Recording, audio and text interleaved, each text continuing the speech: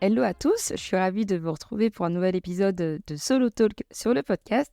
Avant de commencer à me lancer sur le sujet, je souhaitais tous vous remercier parce qu'on a dépassé les 1200 écoutes depuis que le podcast a vu le jour fin 2022. Tout ça, c'est grâce à vous. Je ne suis pas très orientée chiffres et stats pour ceux qui me connaissent, mais je me disais que ça valait le coup quand même de vous remercier parce que je ne me doutais pas qu'on allait atteindre ce niveau-là. Et j'espère que vous allez continuer, comme moi, à découvrir la face cachée de nouveaux métiers ou de métiers qu'on croit connaître. Et puis aussi que vous allez pouvoir vous approprier les concepts de coaching que j'essaye de partager à chaque Solo Talk. L'épisode précédent concernait ce fameux équilibre vie pro, vie perso. Dans l'épisode précédent, donc, je remettais en question cette stricte séparation qu'on pouvait faire de la vie pro et de la vie perso. Pour moi, c'est vraiment un mythe parce qu'en fait, on ne se dédouble pas. On reste la même personne, que ce soit au travail que dans sa vie perso. Et finalement, pour moi, l'enjeu, c'est pas de séparer finalement sa vie pro et sa vie perso, c'est de tout faire pour que la combinaison des deux se fasse de la façon la plus fluide possible et la plus confortable possible pour pas qu'on se sente, par exemple, submergé par sa vie professionnelle et qu'on se dise qu'on n'a pas de temps à accorder à son autre vie. Dans ce cadre-là, pour identifier si justement vous pouviez jouer sur différents leviers pour rééquilibrer votre situation, j'avais parlé de l'exercice des domaines de vie qui s'avère particulièrement pertinent pour pouvoir visualiser quelle place occupe le travail dans votre vie versus la place que vous aimeriez qu'il occupe tout en restant réaliste. Parce que jusqu'à preuve du contraire, on est obligé de travailler pour vivre et s'épanouir dans cette vie. Et en dernier point, ce que je vous suggérais, à la lumière d'un témoignage de coaching d'une ancienne coachée, c'était de questionner les domaines de vie pour pouvoir avoir encore plus conscience de l'état problème, donc de votre problématique, mais aussi prendre encore plus conscience de ce que vous vouliez pour votre vie et pour cet équilibre vie pro, vie perso. On est tous différents, donc on a tous une notion d'équilibre qui nous est propre. Et donc ce dernier point, le fait d'identifier le problème et de prendre du temps dessus, pour moi, c'est crucial et c'est hyper important, même si ça peut s'avérer très inconfortable. Et à ce sujet, ma coachée dont je vous parlais, elle avait abordé la notion de flotteur qui représentait pour elle la solution. Elle se sentait submergée par son travail. Elle avait l'impression que ça avait un vrai impact sur sa vie personnelle, sur son équilibre de vie. Et donc, elle se disait, OK, pour me maintenir hors de l'eau, j'ai besoin de flotteurs. Donc, l'image associée, c'est je me sens noyée. Pour être à la surface, j'ai besoin de flotteurs. Le flotteur est la solution. Pour analyser la problématique, donc le fait de se sentir sous l'eau, dans son cas, on a décortiqué tout ce qui la poussait à être sous l'eau et justement à ne pas pouvoir respirer. Donc de façon générale, après avoir travaillé sur les domaines de vie qui confrontent la répartition entre votre vie actuelle versus la répartition dans votre vie souhaitée, il convient de faire un focus sur les problématiques de la vie actuelle. Et donc, pour revenir à ma cliente, en opposition au flotteur, on avait finalement identifié les poids qui empêchaient aux flotteurs de remplir leurs fonctions. Et donc l'exercice sur lequel on a travaillé, je l'ai baptisé la ligne de flottaison. Et l'objectif, c'était vraiment de réussir à faire apparaître en haut et donc à la surface de l'eau les flotteurs. Et ensuite, à différents niveaux, sous le niveau de la mer, différents poids de différentes tailles qui pouvaient représenter tout ce qui la maintenait sous l'eau. Donc la question que j'ai envie de vous poser pour que ce soit peut-être plus clair, c'est vous, qu'est-ce qui vous empêche dans votre vie professionnelle de vous maintenir à flot? Et donc cet exercice de visualisation graphique, il n'est pas forcément simple, il n'est pas confortable, c'est même parfois dérangeant de devoir écrire ce qui pose problème, mais finalement, il nous met face à la réalité Et c'est ça qui va être intéressant de s'approprier et d'analyser. Et d'ailleurs, si l'exercice de la ligne de flottaison ne vous paraît pas forcément évidente et que c'est un peu trop métaphorisé pour vous, vous pouvez utiliser, pourquoi pas une autre métaphore qui vous ressemble plus, ou tout simplement lister, sans facilitation graphique.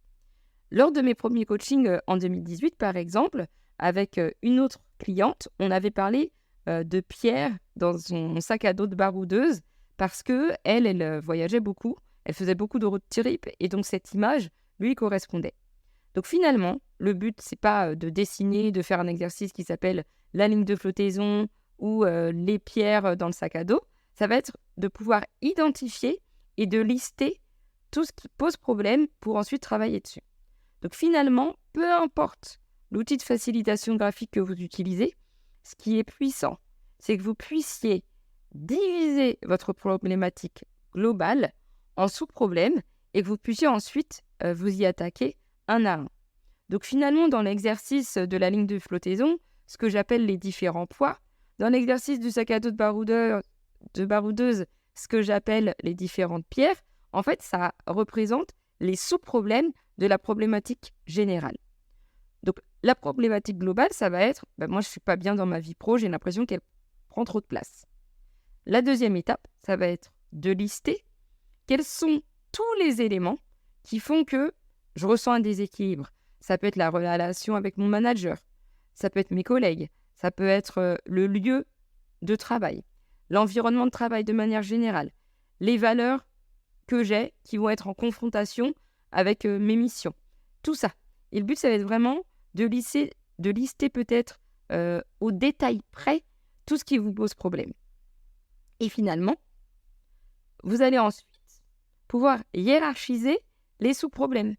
Parmi tous ces éléments, quels sont ceux qui prennent le plus de place, ceux qui ont le plus de poids. Et le dernier point, dans le questionnement, ça va être de vous dire, ok, donc j'ai listé tous mes sous-problèmes. J'ai réussi à identifier ceux qui prenaient le plus de place, qui représentaient le plus de poids. Après, c'est est-ce que j'attaque d'abord les petits poids, ce qui pèse le moins, parce que ce sera plus facile, ou est-ce que j'attaque d'abord les gros poids, parce qu'ils sont plus lourds et qu'ils prennent plus de place. Et ça dépend de vous, de votre personnalité, de qui vous êtes. Il y a des personnes qui préfèrent commencer petit parce qu'ils se disent que c'est plus accessible. Il y en a d'autres qui vont se dire, ok, j'attaque d'abord le gros problème parce qu'une fois que j'aurai attaqué le gros problème, j'aurai plus de place pour traiter les petits. Au contraire, il y en a d'autres qui vont se dire, ok, mais je vais attaquer le petit problème pendant qu'il est petit parce que si je le laisse, peut-être qu'il va prendre plus de place. Et ça, c'est hyper intéressant à faire, c'est hyper puissant.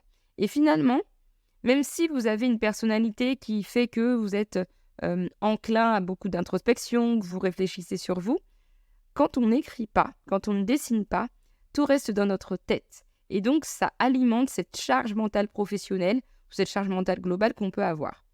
Lorsque l'on va lister, schématiser, on sort tout de notre cerveau et finalement, on s'allège de quelque chose.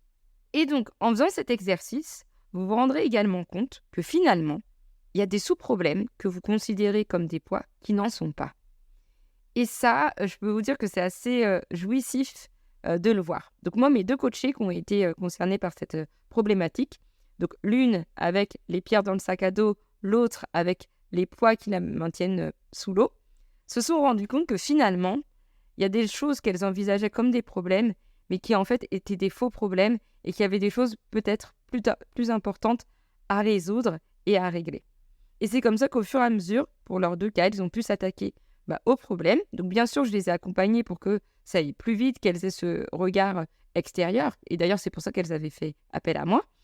Mais elles ont pu, au fur et à mesure, rendre ces poids plus petits pour que finalement, ils deviennent invisibles et qu'elles reviennent à l'équilibre.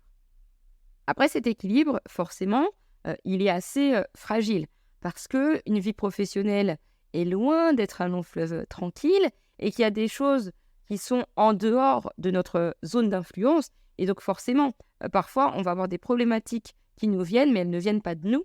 Elles viennent de l'environnement dans lequel on évolue, dans l'évolution de notre poste, par exemple. Et donc, c'est pour ça qu'à chaque fois que vous sentez un déséquilibre qui vous impactent, et ben vous pouvez repenser à cet exercice en travaillant d'abord sur les domaines de vie, ensuite sur l'identification des poids et des problématiques, et ensuite sur le fait de décortiquer tout ça en vous disant « Ok, quel problème j'attaque ?» peu à peu. Et c'est comme ça que vous allez résoudre ces enjeux d'équilibre vie pro, vie perso au fur et à mesure. C'était un épisode assez court, très centré sur les problèmes. Donc ça paraît pas forcément positif, mais c'est le moment, on va dire, douloureux dans les coachings, en fait. Et c'est ce que j'aime bien dire à chaque fois à mes coachés pour les rassurer, c'est dire, OK, il y a un moment d'introspection, un moment où on renforce les côtés positifs, les qualités, les forces, les expériences heureuses de la vie. Mais quand on a envie d'être coaché, souvent, c'est qu'on a envie d'atteindre un objectif. Et atteindre un objectif, c'est aussi résoudre des problématiques qui font qu'on ne l'atteint pas. Et donc, il y a toujours ce moment un peu flottant, un peu inconfortable, où on attaque le problème, on se met face à lui. Et une fois qu'on a résolu ça, les étapes pour atteindre l'objectif sont beaucoup plus faciles finalement. Et donc, dans le dernier épisode qui concerne la série Équilibre vie pro, vie perso, on va aborder cette attaque de l'objectif même avec des horizons beaucoup plus positifs. Et on ira plus loin sur la notion de zone d'influence que j'ai évoquée très brièvement tout à l'heure. Je vous remercie une fois de plus pour votre écoute et je vous dis à très bientôt pour un nouvel épisode sur le podcast.